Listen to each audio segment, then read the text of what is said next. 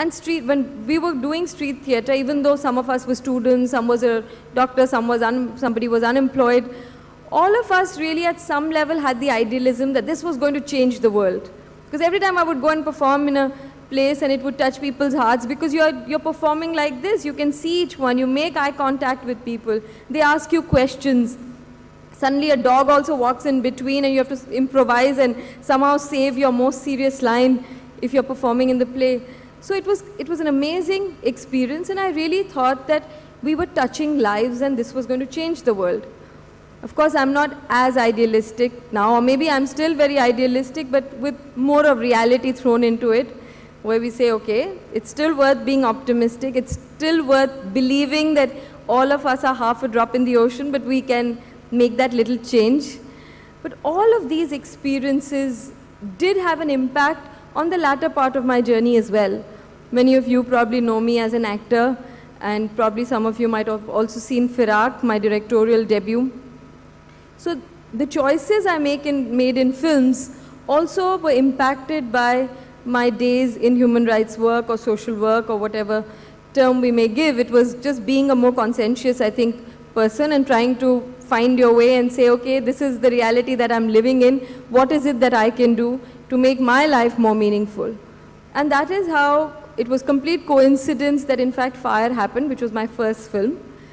Fire created a lot of furrow. In fact, some of you with me here to the college had interviewed me and they said, but didn't Fire create a lot of problems for you? And, you know, how did the society and your parents take it?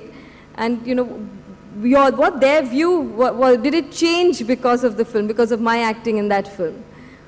So to answer that and to share that experience with you, it was a film that did ruffle a lot of feathers, because we are very good at shoving things under the carpet or pretending that certain things don't exist or don't happen.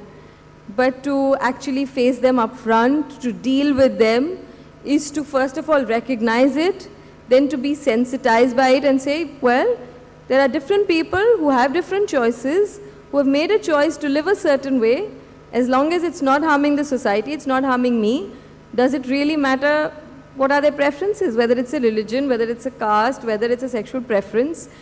But it wasn't that I just did the film and I had all these answers or all these questions. When I did the film, even though I came from a very liberal family, it's a subject that wasn't really discussed in my family. It was only after the film, through various screenings and discussions, post-screening discussions, that lots of people would come and speak to me or share their experiences or ask questions. You know, on a flight, somebody would say that, well, your performance was fine, but, you know, you have done a very wrong thing. You know, you are going to make everybody into lesbians. And I was like, really? Watching a 2-hour film, people are going to change their sexual orientation? You know, there wouldn't be any homosexuals in our country world, because all our stories are about kings and queens and Raja and Ranis. So how did that happen? So I think it did make a lot of people uncomfortable. Still, I get many questions about it. But there were also others who said, well, you know, that was a bold film. It needed to be talked about. It's something that the society must debate, must become more sensitive towards. And there were many people who shared their stories. Many women, men would come and actually see me as a confidant or a counselor. And not that I knew anything much about it, but with all those questions and comments, I think my internal growth also happened. And the growth of understanding what this other is. You know, we always have a notion of the other. What is that other? There is us and there is them. So how do we define that them? For all of us, the them may be something else. For it may be a language community divided on the basis of language. It could be religion, it could be caste, various things. And I think that is the sensitivity that grew and understanding that grew gradually, with my own questions, my own discomfort with dealing with the issues. But I think today I can say that I'm not inhibited, not prejudiced about that. I'm sure I have other prejudices. I might say, oh, I'm not going to name, but you know, a certain community might be very money-minded, or a certain community might be lazy. Like we ourselves say, the Odias are very lazy, because coming from the eastern side. So there are lots of, you know, generalizations we all make. But all these things did help me grow. After Fire was Earth, Again, a strong film which was about partition. All of us have probably heard stories of partition or read stories of partition. But to actually be in that milieu, to play one of the characters, to read more about it was definitely an interesting experience. As I did Hindi films, I realized the kind of films I wanted to do, and probably, like I said, my social work had an impact on the choices. And because of that, maybe I didn't want to do the mainstream commercial films. Also, I didn't grow up with that. My parents never took me to a film, so that was just something that I wasn't exposed to. So when I was doing these films, I suddenly, somebody would invite me for a Malayalam film, and that was one of the first regional films I did. And I said, Malayalam, but I don't understand a word of it. How am I going to do a whole film in it? But I did one film, and then I swore that I wasn't going to do another film in a South Indian language because it's really tough. While everybody's having fun, I'm sitting with my papers and like an exam, trying to mug up my lines, get the pronunciation right. Even though somebody else dubs it, you still have to mouth all your dialogues. And you have to say them right because your co-actor doesn't want to hear some strange words coming out of your mouth because they also have to react to you. But I've done now 3 Malayalam, 3 Tamil, Telugu, Kannada, and all these different languages, which has also been a lot of fun because it has exposed me to different milieu, going to different parts of the country, places that I would have probably never gone on my own because they are not holiday destinations, they are not big cities, they are small rural areas. You meet very interesting people, you eat different kind of food. You truly realize that India, what we keep saying, diversity, that the best thing about India is its diversity. All of us say that, unity in diversity, something we've all kind of read since school, but what does it really mean?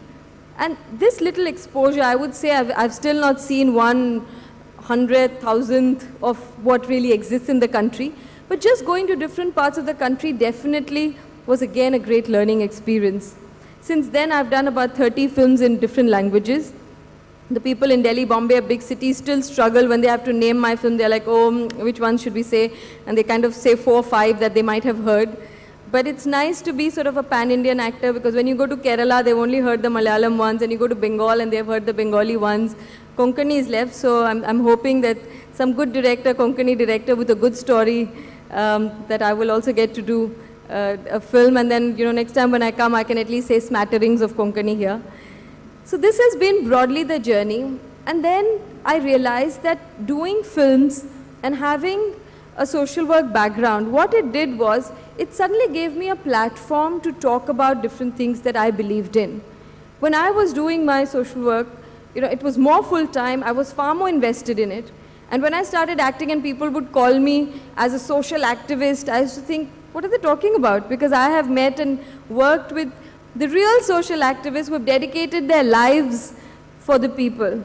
But we use terms much more lightly because anybody who's probably in that domain becomes an activist.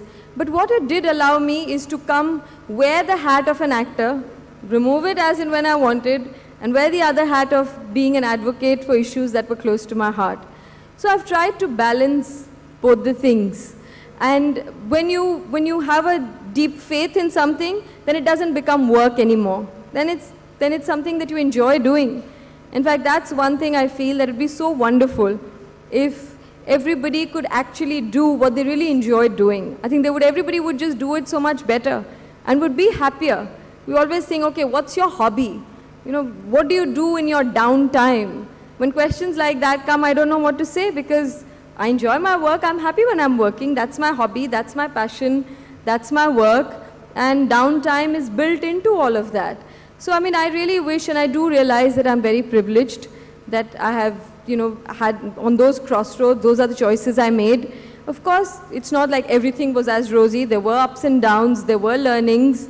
There were some wrong decisions. Sometimes you think the story is great and you do a film, and when you're actually there, you realize that the film isn't turning out the way you'd imagined it. And, you're still stuck with 20 days of shoot, and you still try and do your best, and then say, okay, that was a mistake. But no mistake is really for nothing. There's always something from it that leaves in your mind, that remains in your mind. And that's why our learning is not such a conscious thing. If somebody asked me, what is that one thing that impacted you in your life? I don't think I'd be able to say, because it's really a mix of everything. It could be a film I've seen, it could be a book I've read, it could be somebody I've met. There are so many things that impacts us that makes us who we are. And we don't even know how it manifests, because it's in our responses. Sometimes we respond to something and it's, if I break a glass here, I'm sure 10 people will respond to it very differently. Somebody would say, yay, the party has begun, or it's a good omen. Somebody would say, oh my God, how sloppy she is, she broke the glass. Or somebody might say, oh, I think it was on purpose because she wanted to finish because she's sweating. So, she just wanted to get off the stage. So there could be many different interpretations to it.